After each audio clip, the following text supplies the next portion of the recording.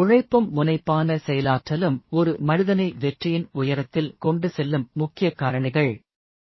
உழைப்பு என்பது கடினமான சூழலிலும் தொடர்ந்து செயலாற்றும் ஆற்றல், முனைப்பான செயலாற்றல் என்பது குறிக்கோளுக்கு ஏற்ற முறையில் புத்திசாலித்தனமாக செயல்படும் திறன். வெற்றிக்கு வழிவகுக்கும் மூலக்கூறுகள்.